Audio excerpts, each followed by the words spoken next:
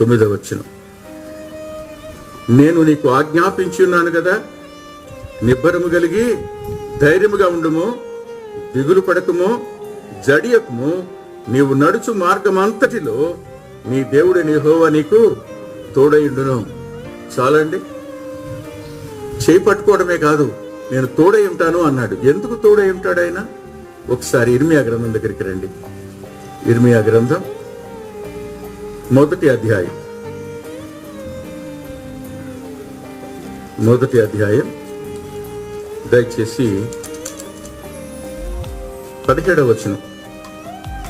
కాబట్టి నీవు నడుము కట్టుకుని నిలువబడి నేను నీకు ఆజ్ఞాపించినదంతయు వారికి ప్రకటన చేయము, భయపడకము.